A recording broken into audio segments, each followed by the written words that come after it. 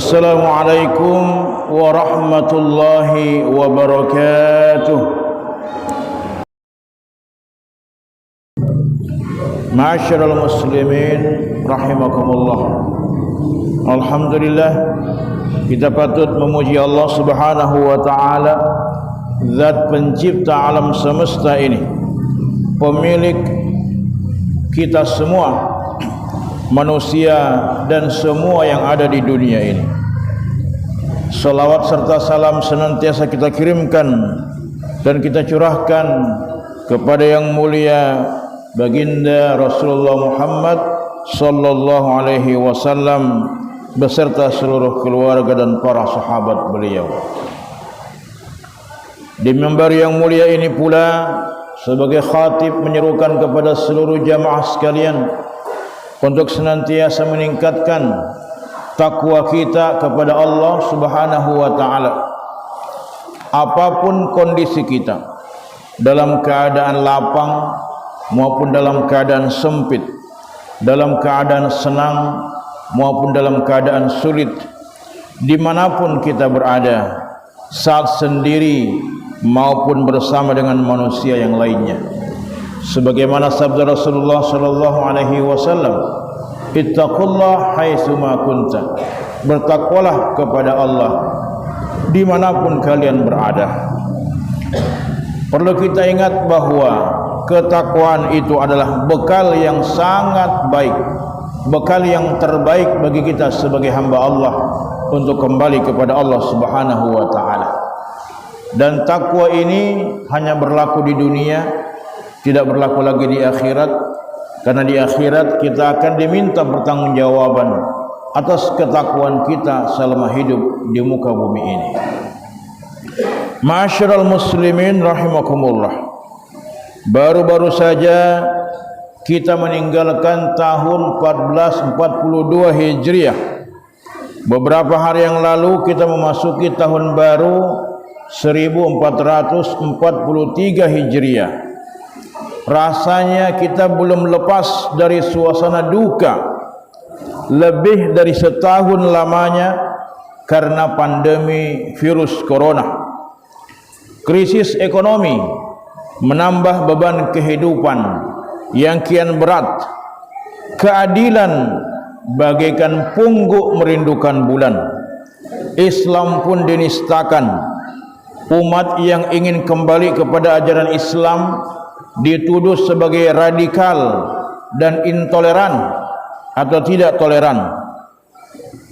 Inilah musibah dan bencana di depan mata kita akibat aturan yang bukan dari Allah Subhanahu wa taala yang berkuasa di muka bumi ini. Aturan Allah Subhanahu wa taala disingkirkan dan digantikan oleh aturan produk hawa nafsu manusia. Ini mengingatkan kita pada kondisi yang sama sebelum hijrahnya Nabiullah Muhammad sallallahu alaihi wasallam dari Makkah ke Madinah. Mereka, orang-orang kafir itu, menolak dengan keras ajaran Islam, mengolok-olok Rasulullah sallallahu alaihi wasallam, menghina Rasulullah sallallahu alaihi wasallam dengan berbagai sebutan. Padahal Rasulullah sallallahu alaihi wasallam adalah orang yang terbaik di Makkah saat itu. Hanya karena beliau membawa ajaran yang bertentangan dengan keyakinan mereka, maka Nabi dihina habis-habisan. Ma'asyiral muslimin rahimakumullah, hijrah adalah peristiwa besar dalam sejarah peradaban Islam. Inilah mengapa hijrah disepakati sebagai awal penanggalan kalender hijrah atau kalender hijriah atas usulan daripada Khalifah Umar ibn al-Khattab radhiyallahu anhu. Hijrah menjadi tonggak tegaknya Islam di muka bumi ini. Melalui hijrah, Islam menjadi kekuatan besar yang menebarkan rahmat ke seluruh alam. Berbeda dengan sebelumnya, selama kurang lebih 13 tahun di Mekah, dakwah Islam menemui berbagai macam tantangan, berbagai macam kesukaran, bahkan menemui jalan buntu. Caci maki, penghinaan, lecehan dan sebagainya, hingga penganiayaan yang dialami oleh Rasulullah sallallahu alaihi wasallam serta para sahabat. Hal inilah yang kemudian sempat membuat Nabi sallallahu alaihi wasallam begitu berduka, hingga turun ayat yang kemudian menghibur beliau. Allah Subhanahu wa taala berfirman, "Wa laqad kudzibat rusulun min qablik fasabaru 'ala ma kudzibu wa udzu hatta atahum nasruna wa la mubaddila li kalimatillah wa laqad ja'aka min naba'il mursalin." Sungguh telah didustakan pula para rasul sebelum kamu, lalu mereka sabar atas pendustaan dan penganiayaan yang dilakukan terhadap mereka sampai datang pertolongan Allah kepada mereka. Tidak ada seorang pun yang dapat mengubah kalimat-kalimat atau janji-janji Allah tersebut. Sungguh telah datang kepadamu sebagian dari berita para rasul itu. Al-An'am ayat 34. Jadi Allah Subhanahu wa taala ingin menenangkan dan menggembirakan hati Rasulullah sallallahu alaihi wasallam bahwa jangan bersedih meskipun begitu banyak penentangan, begitu banyak hinaan, tantangan.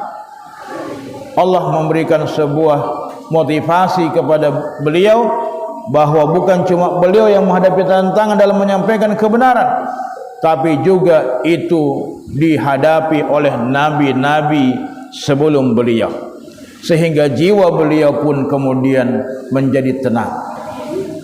Ma'asyiral muslimin rahimakumullah, hijrah adalah sebuah pengorbanan.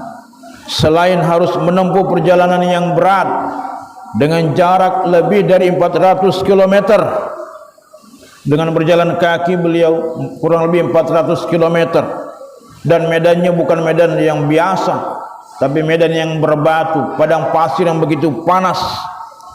Kaum muslimin menghadapi dua ujian dalam berhijrah.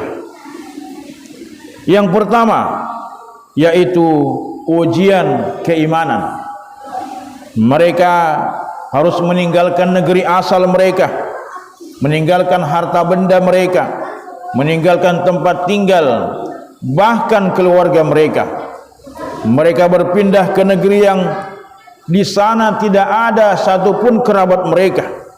Mereka tidak dijanjikan akan mendapat tempat tinggal baru atau mata pencaharian baru sebagai ganti harta yang mereka tinggalkan.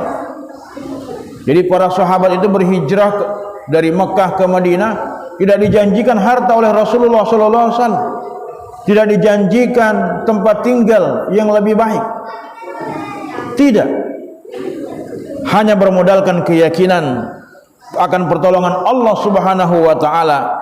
Mereka pun berhijrah. Mereka tidak pernah tahu bagaimana nasib mereka nanti di Madinah.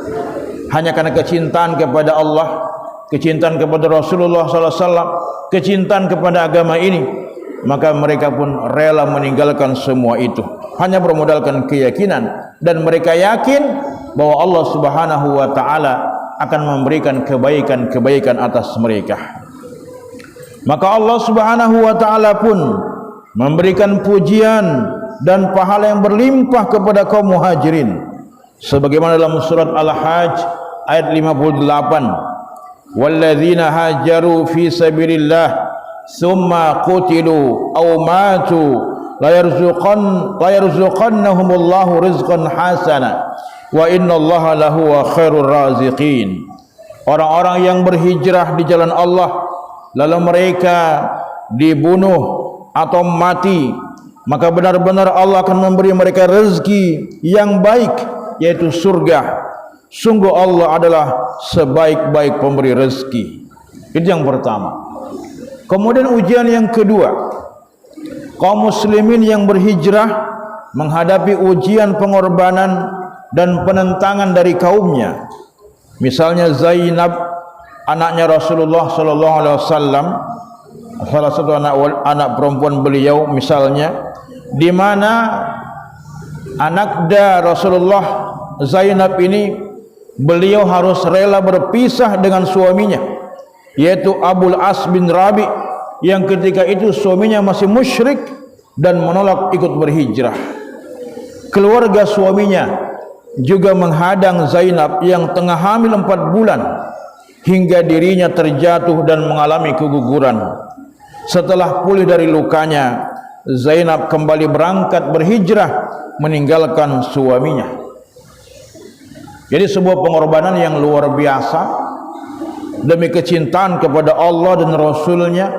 Bahkan suaminya pun beliau tinggalkan. Karena apa? Karena suaminya masih dalam keadaan musyrik.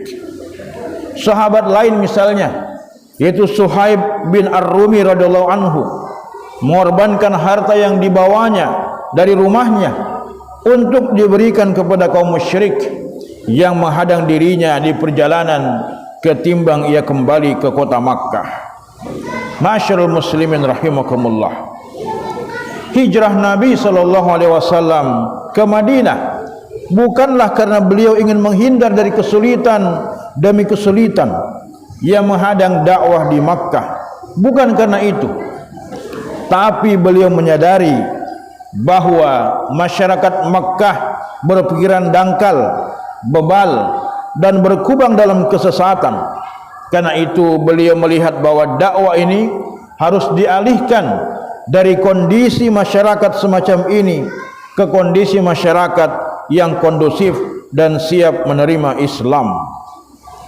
Allah Subhanahu wa taala lalu memberikan pertolongan dengan kedatangan orang-orang dari suku Aus dan Khazraj dari Yathrib, atau yang kita kenal sekarang dengan Madinah Al-Munawwarah.